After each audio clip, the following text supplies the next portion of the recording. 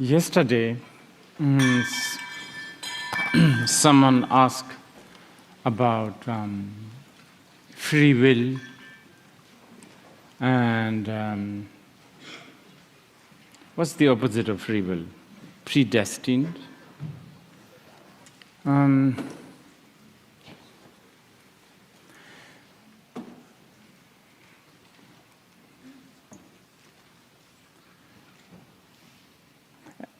In all my life, I have to say,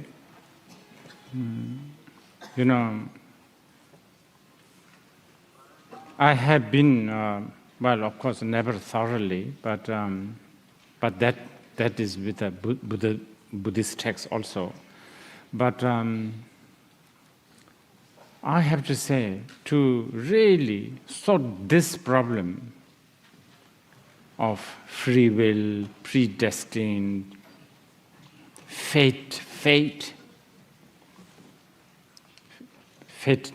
fatalism, luck.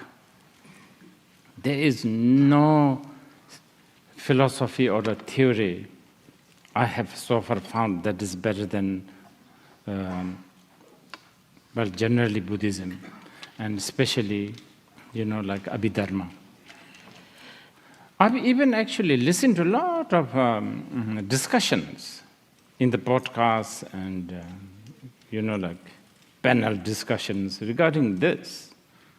And I think it's very, very related to the aspiration. So I'm going to dwell on this a little bit. Because when we talk about aspiration, as I said yesterday, of course, you're always talking about something to do with the future, isn't it? May I be this, may they be this and that. And actually, we stopped talking about bird's eye view. And remember, we stopped at the point where we were aspiring to remember the lives. Basically, actually, temperature, like not only remembering the past lives, but just seeing the whole life, even the future ones. Kind of quite, what do you call it? You have to sort of make some prep, you have to get used to the logic a little bit with this one. And I want to dwell on this a little bit because the main ingredient of the Pranidhana Raja prayer is, of course, bodhicitta. The name of this aspiration is, part of the name is Arya Pranidhana Raja. Arya means a sublime sort of, sublime, something that is not ordinary. This name usually is given to Arya Tara, Arya Manjushri, someone who has transcended all the mundane. But the text is also called Arya. So there is a reason for that, and that reason is because it contains the bodhicitta, so it is entitled to have the name Arya. It is because of that, also towards the end, the prayer itself, it's because of that. Even if you don't read it, if you just keep that text on the shrine, and revere this, you have so much merit. Okay, going back to the question, free will and predestined and all that.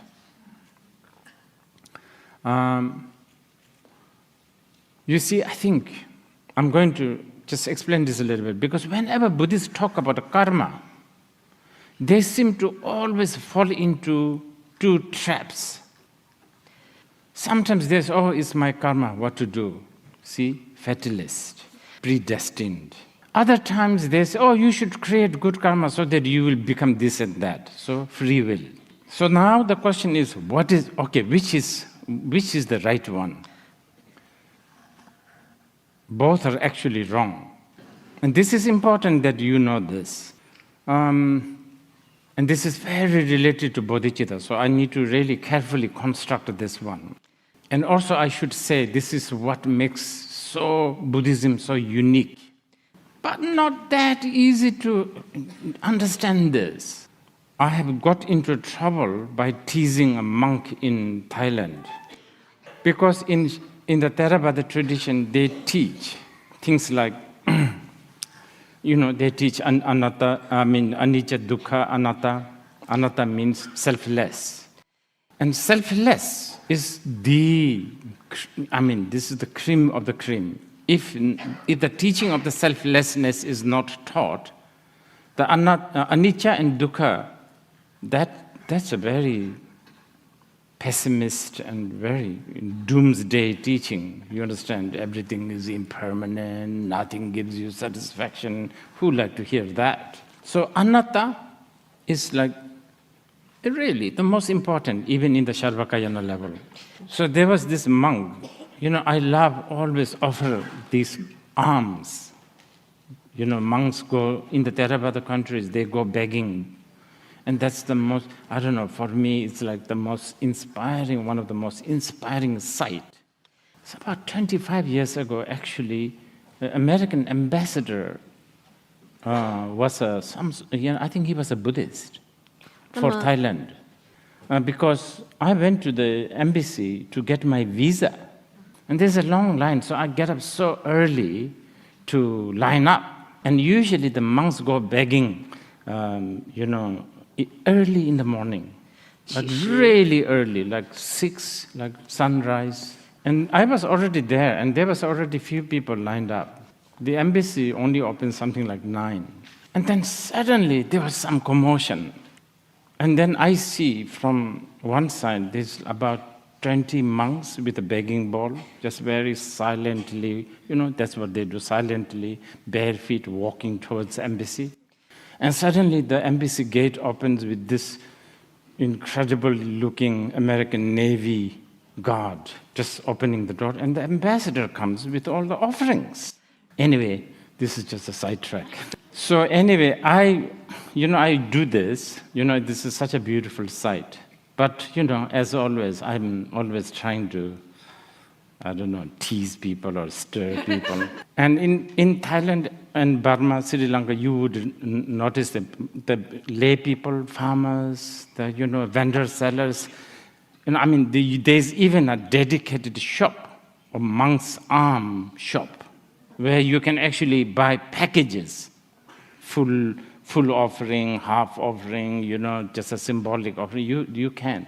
And very ordinary poor people also, they offer a little bit of rice. And the monks will, chant this very, very important sort of script, the part of the, Buddhist script.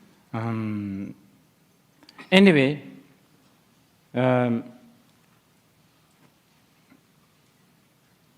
usually the monks don't talk. But one day, this monk and I offered whatever, I had few fruits, and he knew I was not native, so he spoke in English.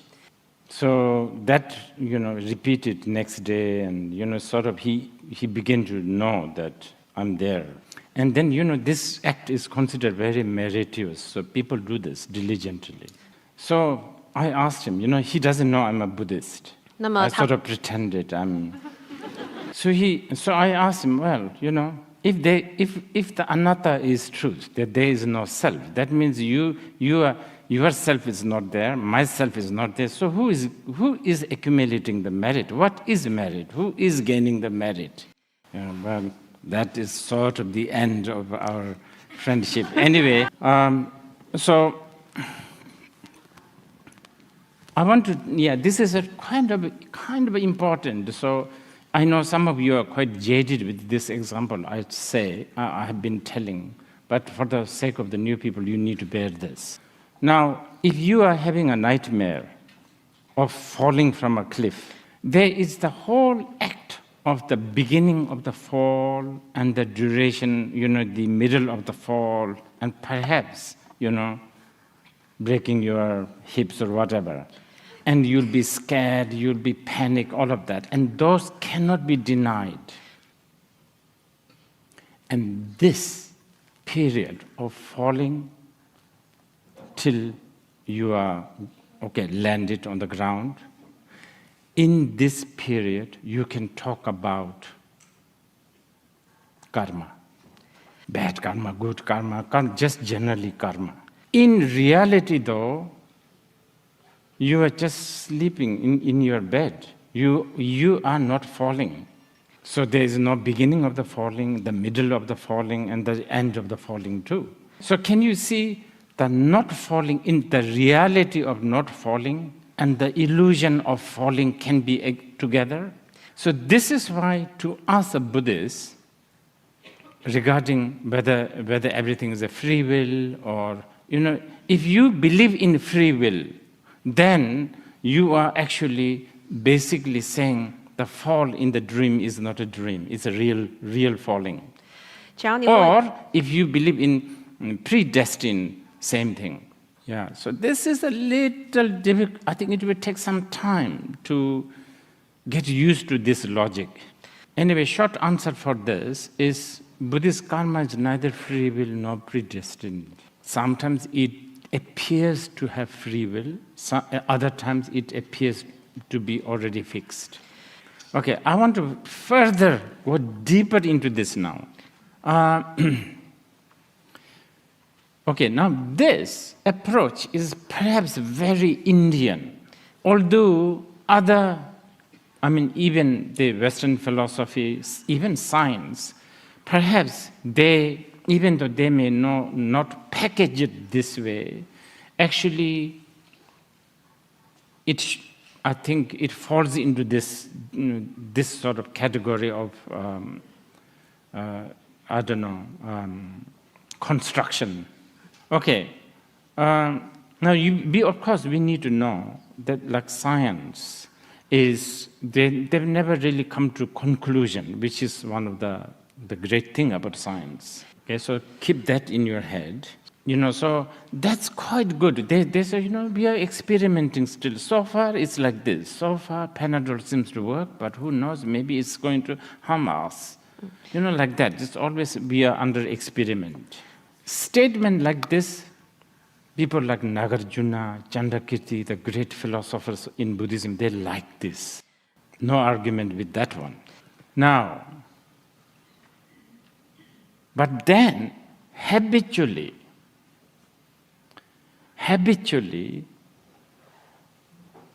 okay, first let me present this one. The unique Indian way of constructing a theory. I'm sorry, these are a little bit too technical for the new ones, but you sort of have to bear with this because we are, after all, discussing quite an important text, and I don't want to sort of wash it down and to something very, very simple. May all be happy, may all be not, free from unhappiness. It's much more than that. So remember earlier I talked about this dream analogy, and this analogy demonstrates the Indian way of constructing a theory. As I give you the example, I'm talking about two things, ultimate and relative.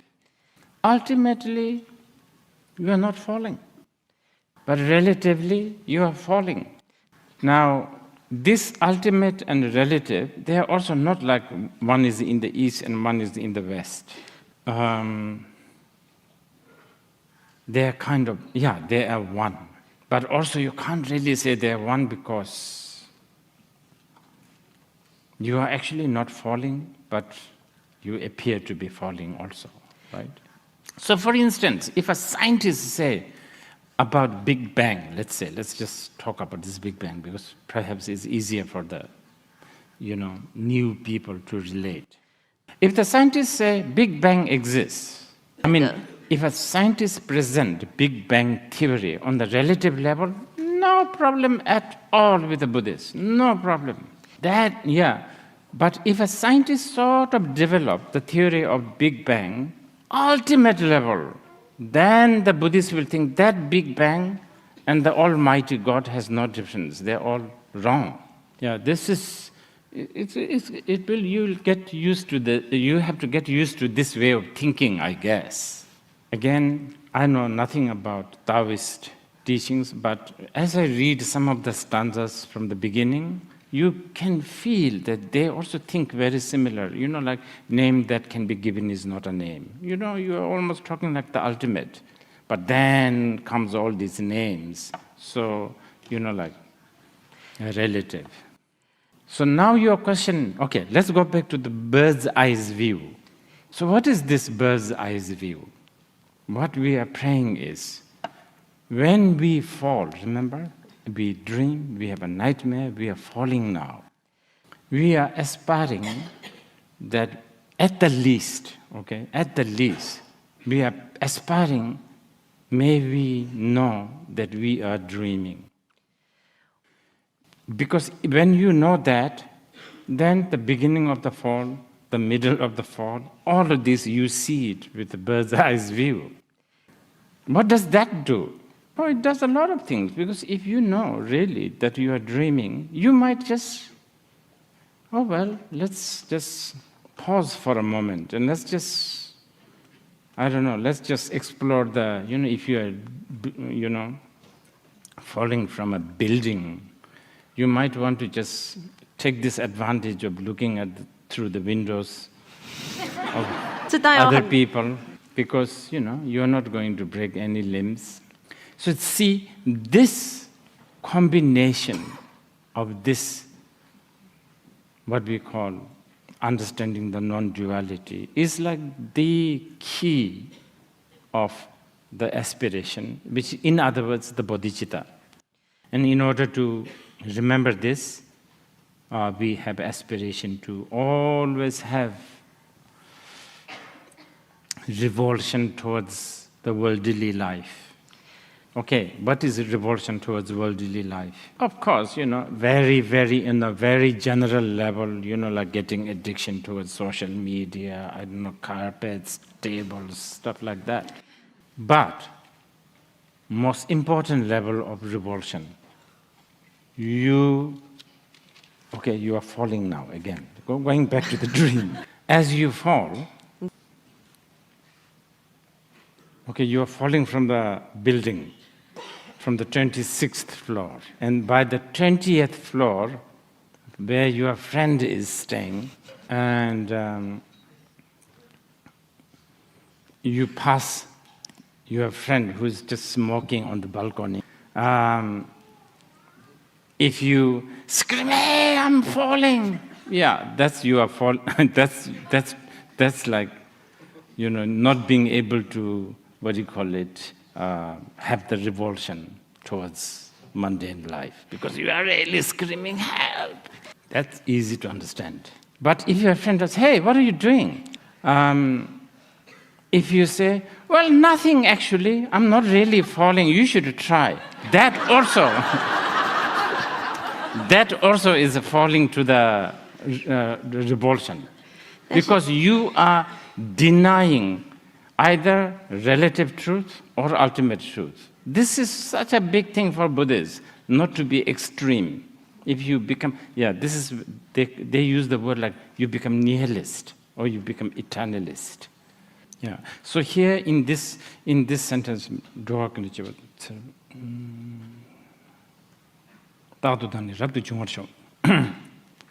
may I always have this renunciation mind. Yes, carpets, gold ring, whatever, of course the renunciation, but may I also have a renunciation, revulsion towards all values, liberal values, fascist values, just all values. That's much more difficult than carpet, I'm telling you. Because your value is your character. Character is so important.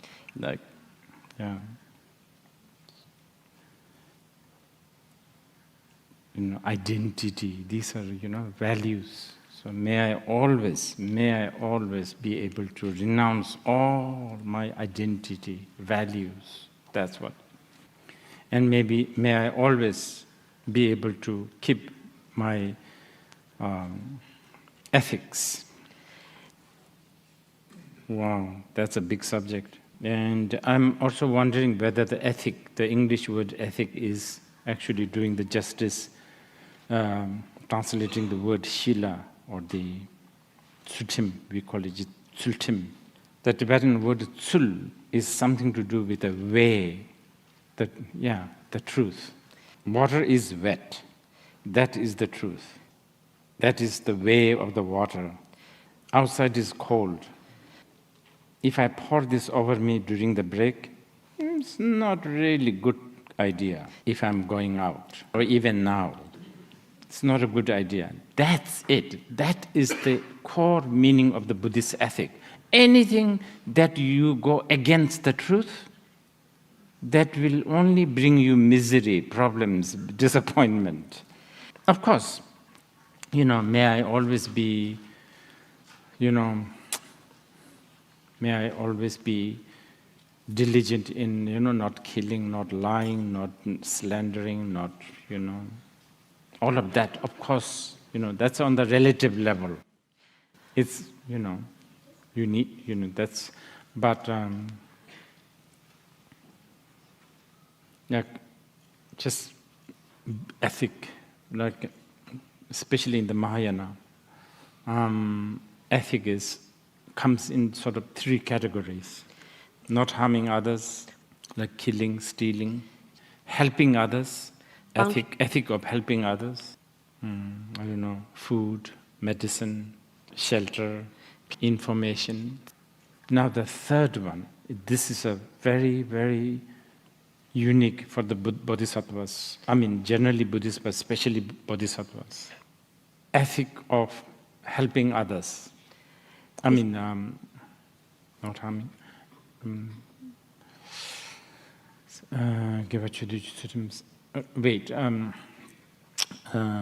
Not harming others.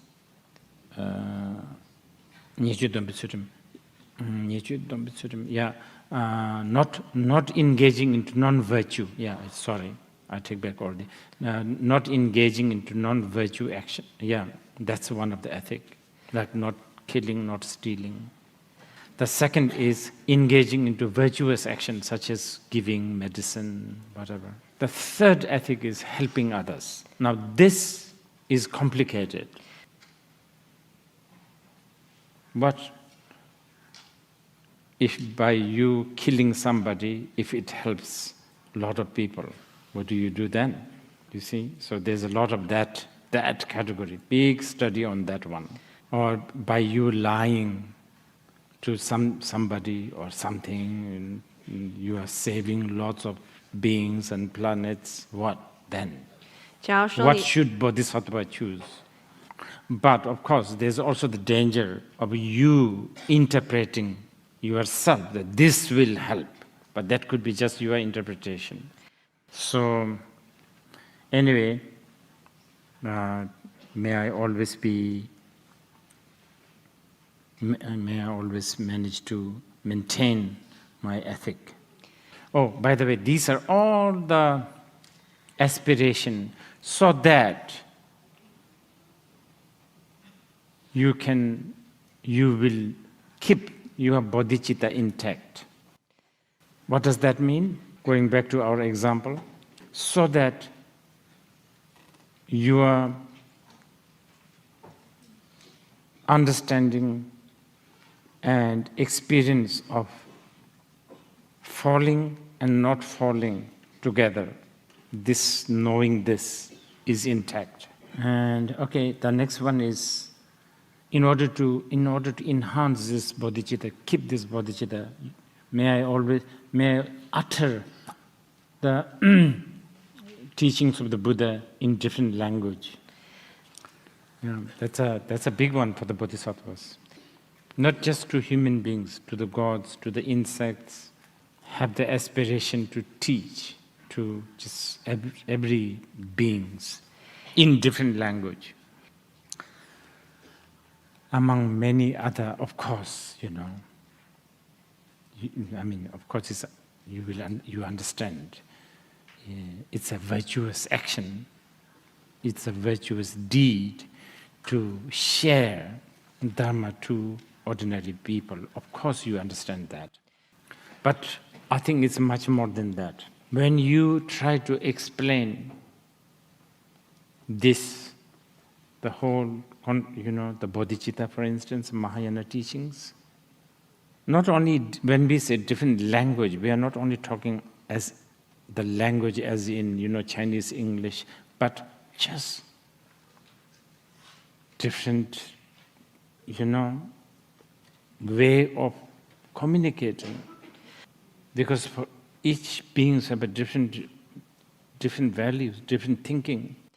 How would you teach these ancient Mexican Mayans who, they have this game, they play this game, and the winner gets the honor of having his head being chopped. How do you talk to them? You need a different language. Communication is difficult, right? Okay. Then also when we talk about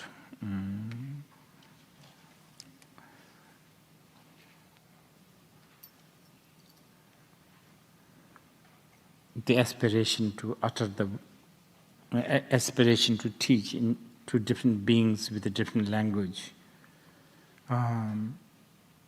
we are aspiring to share the information of 6 paramitas.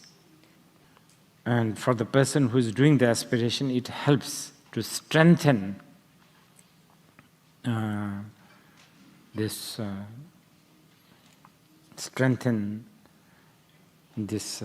ability to remember the bodhicitta or the teachings. Okay. Next, aspiring to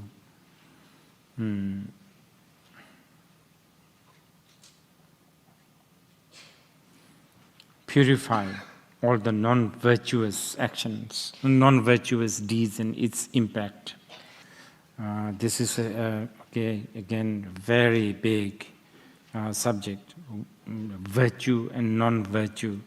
What makes something non-virtuous? I think the easiest way for you to understand is anything that takes you further from the truth, such as anatta. So, for instance, like harming others. Usually we harm others because we have self-cherishing or clinging to oneself. And clinging to the self definitely is one of the key, actually the key cause to distract you from the truth. And then also having aspiration to purify obscurations. Okay, this is again a very big subject when we talk about obscurations. Usually the obscurations are sort of the impact or the result of the negative deeds, actions. But they can also in turn become the cause of the negative actions. So many different obscurations, but let's discuss just 3, for instance, wrong view, pride, and doubt.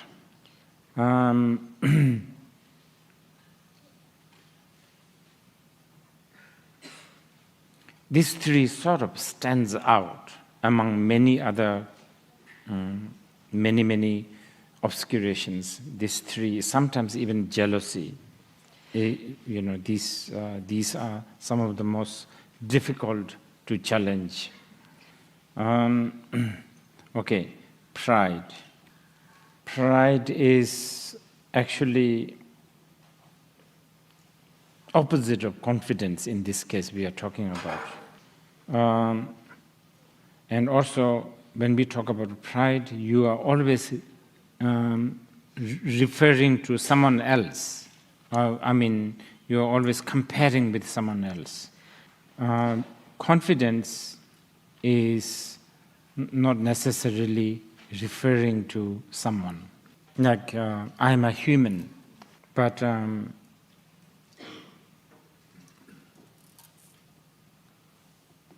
I'm much better than so-and-so. That's more like a pride. This is very, very general level. I think when we talk about pride, that's what we are talking. But from Mahayana's point of view, there is a much more subtle pride. Even for the time being, it's necessary, but you also need to know, even you aspiring for enlightenment can be a pride. But some of this pride, we need it as a fertilizer.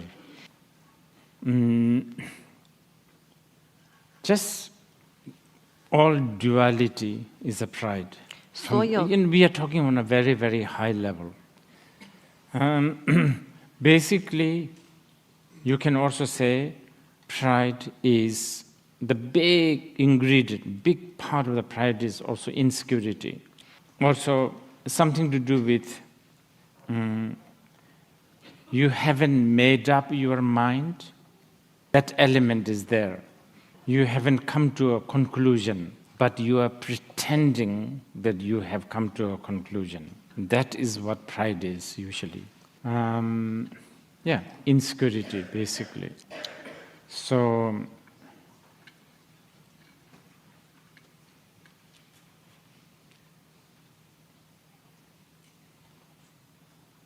okay, so that's pride. And it is too many information, but for now, pride. And then, doubt. This is a challenging obscuration, because it's also it can be a necessary tool. Even the Buddha himself said, you should analyze my teachings. You should not take things for granted, so on and so forth.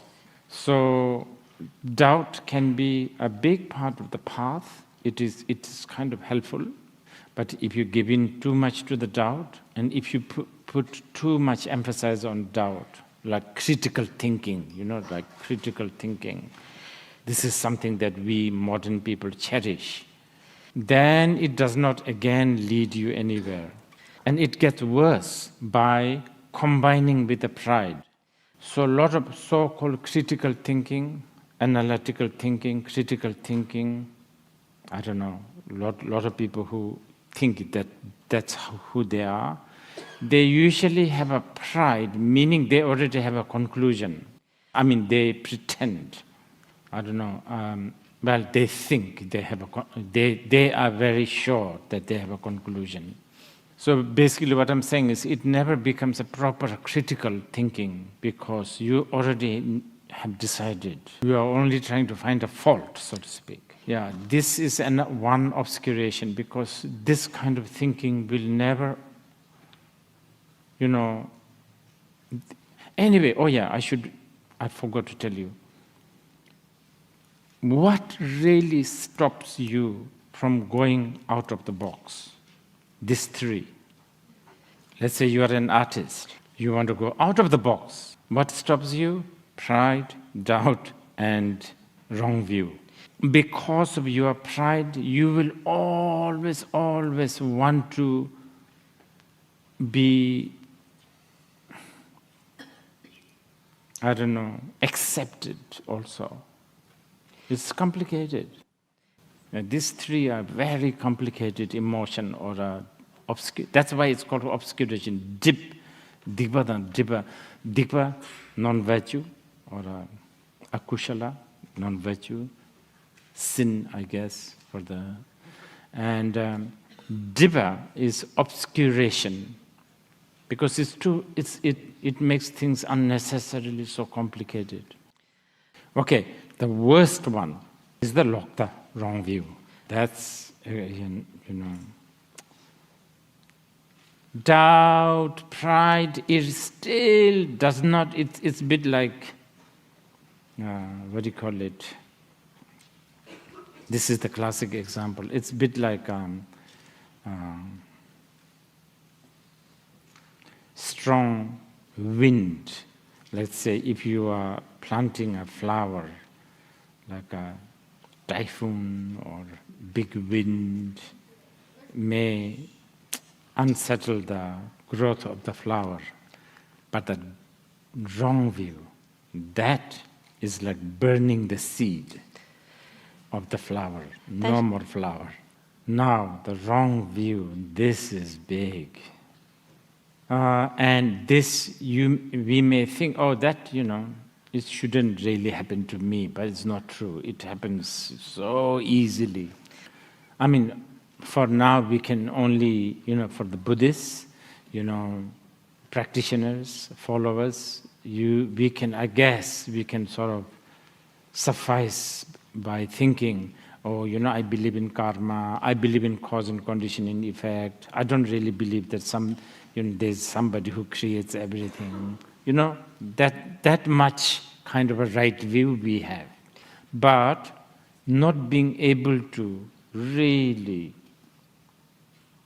accept the whole shunyata, it proves that there is lots and lots of wrong view in us. Yeah, and this really happens a lot. And it's a difficult one. Anyway, you know,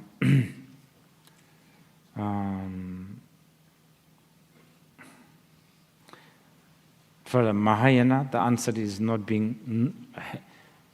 having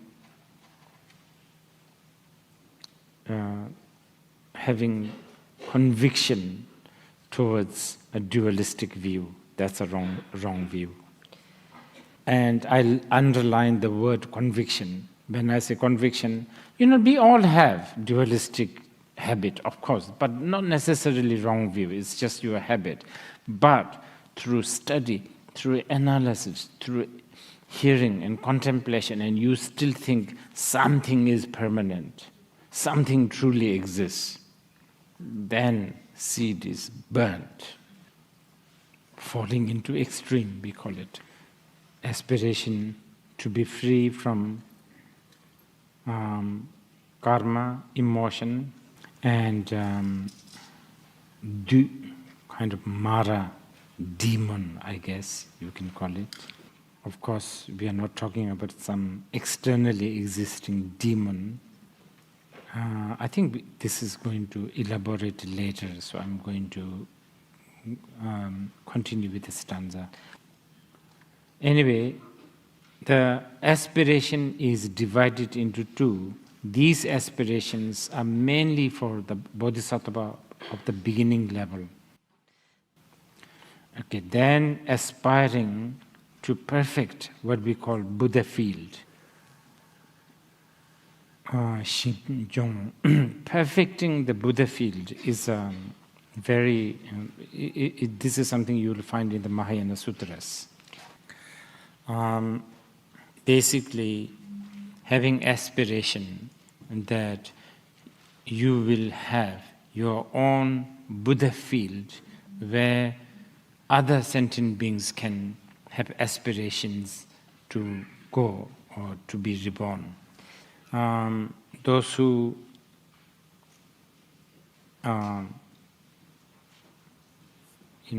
like Chinese, you will know the whole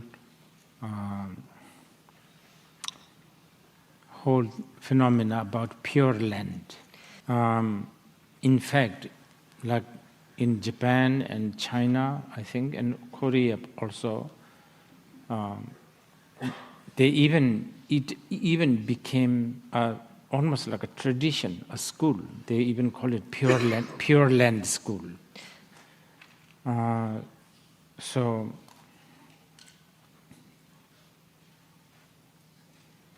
I went to the head of the Pure Land School, the monastery in China a few years ago. As I enter, they were giving us pamphlets because, for all the tourists, you get the pamphlets that has the explanation. It says, Amitabha, something Amitabha, and anyway, Buddhist heaven. I guess, you remember earlier we talked about how you have to learn to communicate to different beings with a different language. I guess, even though the word heaven sort of annoyed me, I thought, yeah, why not? But then as I went in, the temple itself is one of the most beautiful temples. It's so beautiful. And then all these Chinese characters, they have these characters written, the ancient sort of calligraphy. And I have quite a good translator with me. So I've made him translate quite a lot of them, read on the spot. And I was thinking, if only they just translate some of these and put it on the brochure. But I understand, because some of the contents of the Pure Land is maybe not that easy to digest for people. Anyway, this is kind of, remember, it is mentioned again and again several times that those whoever does this, they will enter into the land of the Amitabha. Migrating is such a thing for sentient beings. You can just see it if you walk around in Robson Street. This is one of the human beings sort of, Buddhists call it klesha. It's like an emotion, right? Grass is always greener on the other side. It just exists from the, from the dualism started, going somewhere, a better place, like the Wild West, land of dream, whatever, but of course, for different people, there are different,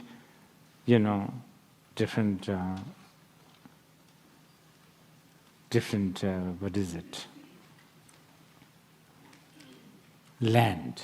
For Good Jeff, he had a different land. For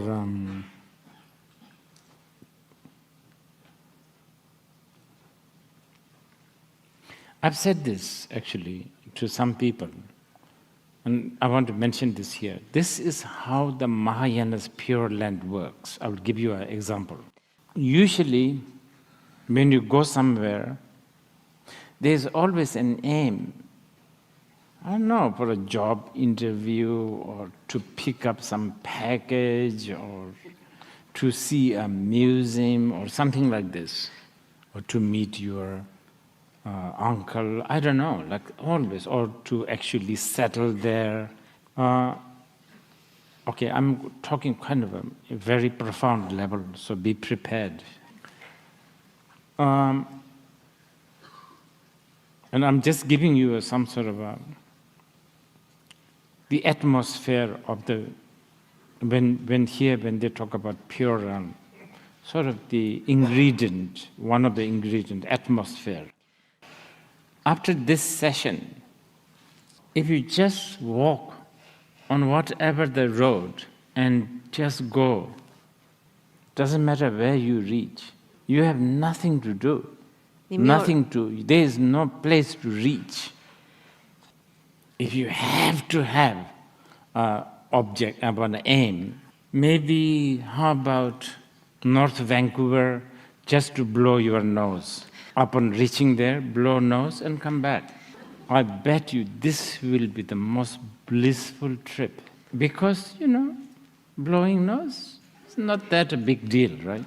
Upon reaching there, you can really blow it ceremoniously if you want. And actually, if you really want to do it kind of, with a proper ritual, maybe not today, but tomorrow, let's say, Get up tomorrow in the morning and put on your best dress, as if you are going for the most important job interview. Iron your napkins. This is in preparation for the, blowing nose. Make really big fuss about this, ironing. Yeah, then just, go take taxi or walk, or take boat. And of course, for the benefit of all sentient beings, of course. And you reach there, North Vancouver, place where you will forever depart from your snot. I'm giving you, this is actually really, even though I'm trying to make it a little like this, watered down, but this is actually the very important aspect of the pure realm. But I understand, because many people, when they read the pure realm description, they get distracted by these birds that speaks, swimming pool. Oh, the very important pure realm description. Like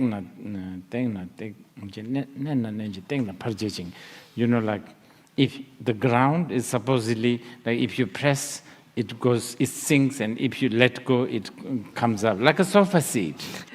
Many of these prayers were written several hundred years ago, when only very, very, very small amount of people can afford sofa seat.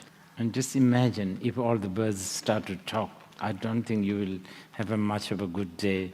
But please, read the Amitabha Pure Land, Sutra. It's just so beautiful. But you have to think, this context is so beautiful, actually. There's even a mention, if you do doubt about a pure realm, there's a degree of doubt, right? A little doubt about the pure realm. You may reborn in the Amitabha realm, in the lotus. Usually they are always reborn in the lotus, but the lotus will not blossom right away. Yeah, these descriptions are just so profound. It's just, you need to communicate with ordinary people, so that's how they communicate. And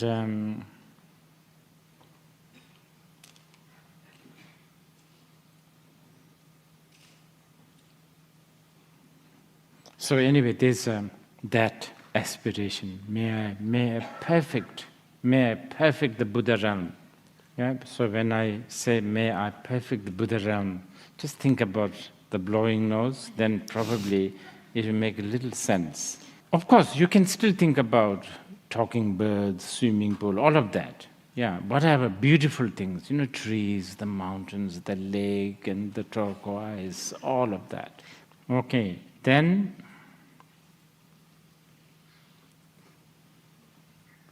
now, may I always wear the armor. May I always wear armor, the armor of entering into the Mahayana path. Armor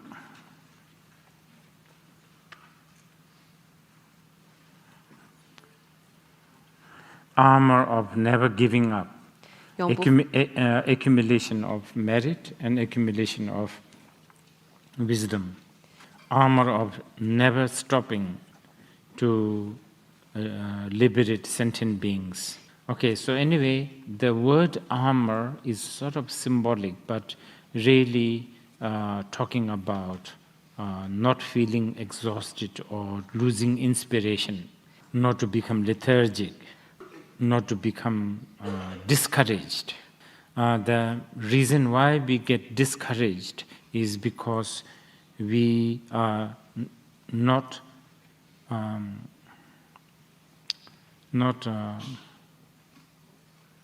well versed, or we are not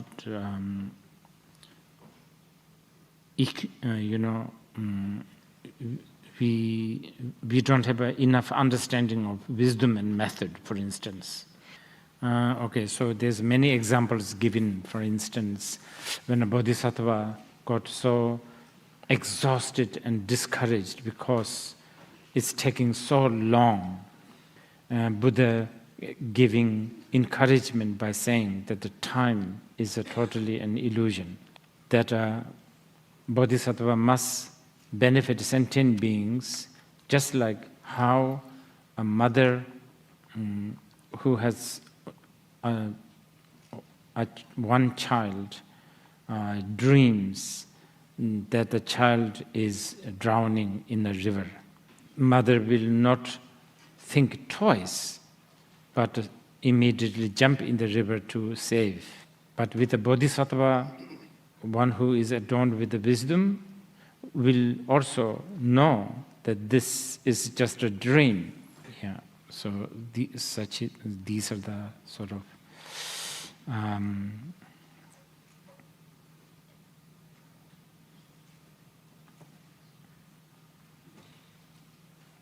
few of the reasons talking about armor that a bodhisattva must wear. Maybe we can now, you can ask some questions. I believe there's many questions, online questions or something like that. And then later I will continue this afternoon. Shall we start with an online question? Yes, please. Do you want to have in-house as well, or just online? Online.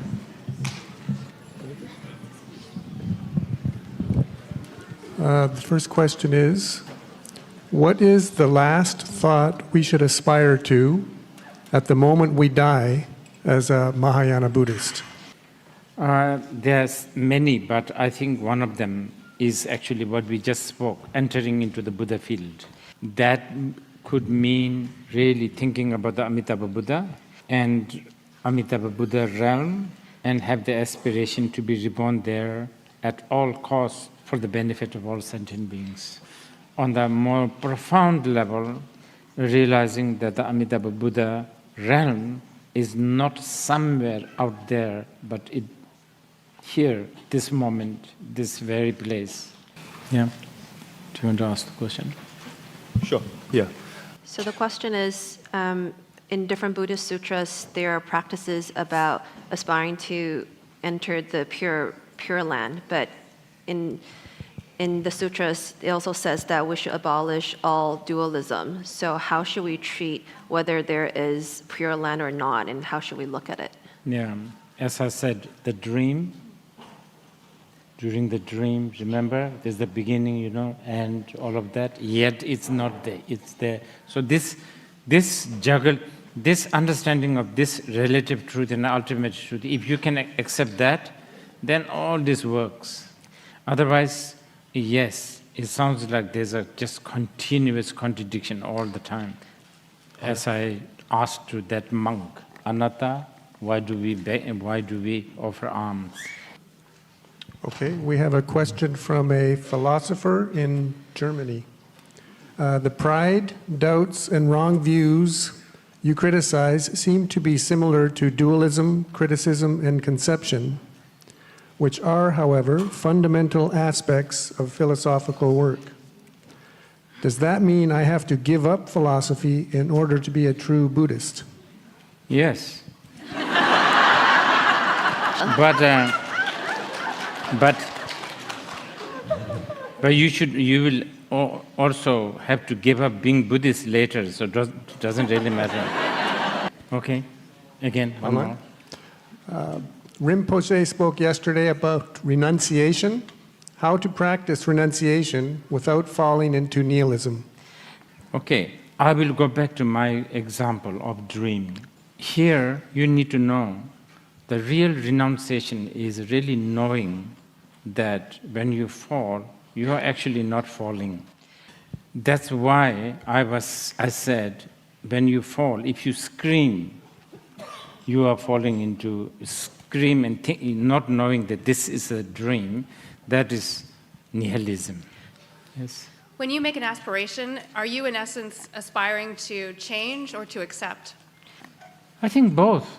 Accepting the true Buddha, your Buddha nature, and changing in the context of undoing the cocoon that is wrapping your Buddha nature. Rinpoche, thank you for your beautiful teachings. For my perception, my karmic perception, when I hear you, for me it's always like in one sentence, yes and no, and in the same time it's not contradictory. And my question is about renunciation and discipline. You said renunciation mean renouncing all the views, but discipline, there is a view, there is a morality. So how in the same time actually renounce on the view and follow the morality? I'm glad that you guys are asking this. It's just as how I teach that monk. This is what you need to get used to with the Mahayana concept of relative truth and ultimate truth. I think what you need to know is this. Until you know you are dreaming, you will always be panicked. It doesn't matter. You are peacefully sleeping on your bed, but you will still be in panic. As long as you have panic, path is valid. As long as you are dreaming, somebody sort of, waking you up is valid. In reality, somebody waking you up is not helping you at all in getting rid of this real problem, because there was never a real problem. Okay? Yeah? Thank you for your teaching, Rinpoche. You mentioned being an artist, and I was thinking, as an artist, when you go to your work, you would want to bring right view, and I was thinking about the Buddhist idea that you have the highest view, high as the sky, but fine as sampa flower, your actions. But if, hypothetically, Allen Ginsberg, if you were still alive today, were to ask you, when I go to my writing desk, what should I do when I sit down, other than right view? Would there be when I start to write, during writing, and when I end my writing session? Thank you. Okay. Again, very connected to, relative bodhicitta, remember, I think we talked yesterday, it doesn't matter what you do, whatever you do, even mundane things like waking up in the morning, may it somehow lead me to awaken myself and others. I think that is the fundamental and the easiest. I think right now, because I'm just giving you a sort of a summary of this chapter, which really has everything there, so maybe it's confusing you people a little bit. This is very big. It's a very profound level. Yes, in one sense it talks about no time. If no time, how does the aspiration work? As I said right at the beginning today, aspiration always has something to do with in the future. Yeah, but time and again in these stanzas, this is dealt with.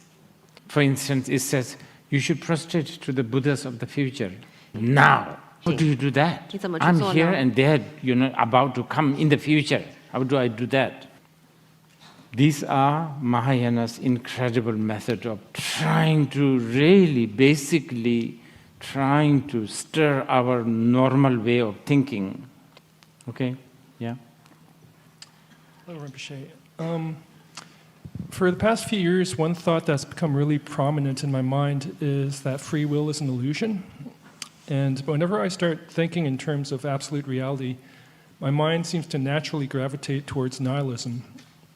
And I've been cautioned, or in the teachings I've heard many cautions against nihilism, but from my perspective, nihilism is not untrue. And if it's not untrue, can it be used as a valid tool in my spiritual process? Actually, nihilism as a habit, we all have. That's why we get depressed, for instance. Also, we are also, by habit, eternalist. That's why we also get ridiculously hopeful. So that's always there. What you don't want is a nihilism as a result of, classic Mahayana languages, a result of an analysis. Because if okay, so you analyze, is it, like through your logic, through, I don't know, scientific tool, and then come to a conclusion nothing exists. That is dangerous. Yeah, again, going back to the dream example, when you fall, you will be afraid, even though in reality you are not falling. We always go back to that.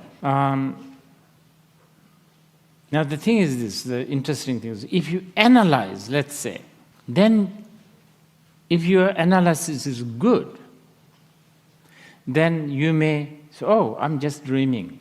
You just, that's good. But let's say,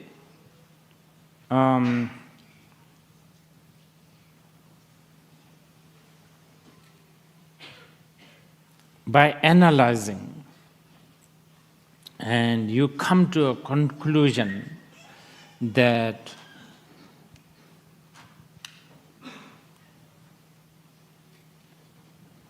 I'm trying to remember the Nagarjuna's, Chandrakirti's words, but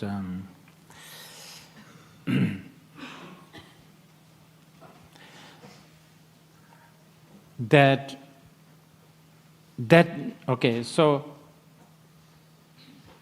if you say that you have never dreamt, you never had that nightmare, then that's nihilism. No, you are sweating, you screamed, you were like shouting, Okay, yeah. Okay, Rinpoche mentioned that jealousy is also a great obstacle for practitioners. I feel like jealousy is subtle, and difficult to overcome. Rinpoche, what is the best way to overcome jealousy? Very easy, easy sort of answer, just because it's a very big question. Don't have time to talk about this too much. But there is a practice called 7-limb practice, and one of them is actually designed to counter the jealousy. It's the rejoice. Yeah, jealousy is a problem. They say that, some of the commentators say there are two loser emotion. And among these two, this jealousy is even more of a loser. Anyway, pride being the other one. Jealousy, yes, is a real loser, because at least, passion, you get things done. And with aggression also you get things done. And with ignorance, you get storms. It's kind of nice. But what to do with this jealousy is like baseless, totally. And most of the time, it's like a story inside you. But actually, if you want to topple, okay, one example. This, I think, comes from Milarepa. If you want to tackle jealousy, you should have a economy embargo. No, Milarepa didn't say this. I'm interpreting his words. Jealousy gets fed by pride. So watch the pride, and then jealousy gets unsettled. I know how to do with the pride. We can talk later. It's too much, too long. Thank you for coming to Vancouver. I'm a big fan of your books. And I remember that you used the metaphor of onions, like a Buddhism teaching is like different layers of onion.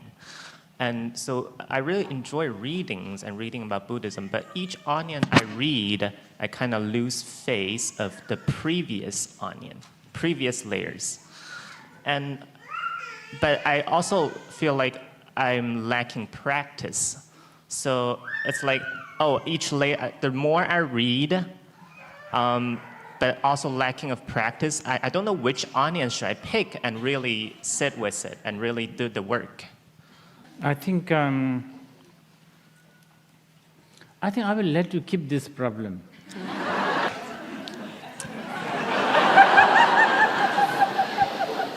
Hi, Rinpoche. Thanks for your teaching. I guess my question has been brought up, or similar questions have been brought up. We've been talking about aspiration, and usually it goes, may I, something, something. So it sounds to me like I am in pursuit of something or trying to do something.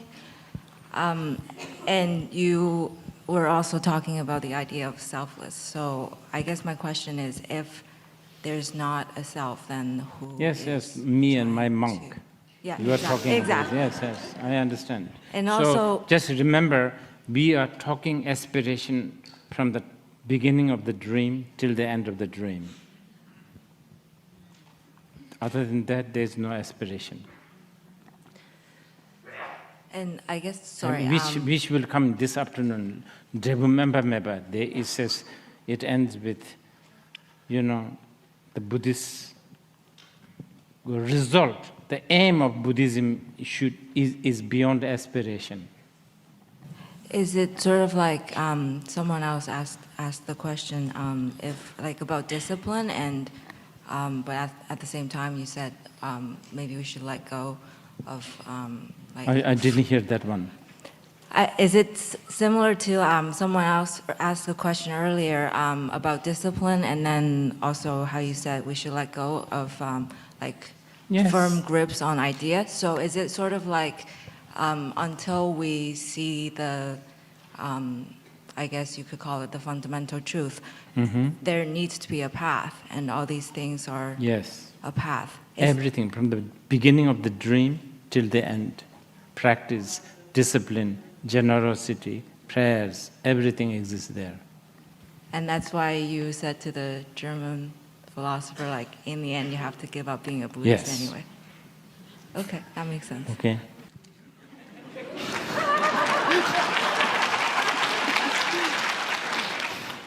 Hi, Rinpoche. I think one of your superpower is you're really good at making analogies. So I remember you mentioned nowadays mindfulness is a bit like diluted chai.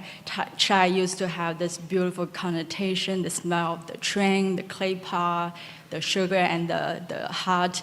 So for someone or for people who aspire to make effective and memorable analogies, do you have any tips and tricks, mental model, app recommendation, things like For that? someone who Aspire to make effective and memorable analogies. That's what the aspiration was doing, like, may I be able to talk to people with different language, to different people. I think that's why we do this. Basically, What's your tips and tricks to deliberately practice this ability? This is the trick, aspiring. Aspiring, I think. I think it really does. Best trick. Okay? What do you think is the most important thing about an intimate relationship from a Buddhist perspective? Buddhists don't really care so much about what you eat, what you drink, how you eat, how you drink, and also in the intimate relationship falls, and in this kind of department, I think. If if you don't do it properly, even I don't know, even vegan chai might be troublesome. The vegan cappuccino drinkers, they're the worst sometimes. They're like like a vegetarian terrorist. There's a really good French film called Delicatessen. It's really good. Rinpoche, my question is about the climate emergency and just the way the world is going generally. And years ago, I heard you say that we should make aspirations, that, if we're worried about the climate emergency, all that this would help a lot. But I guess I still have some doubts because, I don't know. What is my thought about how the world is going? Is that? No, I mean, from my point of view, maybe there really isn't any future. So what aspiration am I making in that case? No, if you have taken the Bodhisattva vow, which if you haven't and if you want to, we are doing it this afternoon, okay, the world will end, this world will end, but so what? I'm not going to give this up. That's the attitude. But frankly, no. There's so many different things that's happening in the world. Some are really good. Just a few days ago, I downloaded the collection of works of great Longchenpa in like 2 minutes. That is so good. Yeah, I know, but what you mean? There's too many information, right? So we get stirred a bit. This is just me personally sharing you just what I do. You should listen to some of the most ridiculous, what do you call it, Podcast? vlogs and video vlogs, ridiculous ones. Really helpful. Because then you should think they're all same, like they're all just. But yes, actually, so I appreciate, that feels really sort of very volatile, and which is in a way volatile. But Mahayana, especially Tantrikas, if it is volatile, this is a really good chance to reap the profit too. You spoke about having a bird's eye view and remembering the sadness of life. I'm wondering if this idea relates to teachings on not abiding in extremes of samsara or nirvana, or not preferring one or the other. Highest level. That is the real bird's eye view of bird's eye view. There's another bird then. Okay, we take lunch break.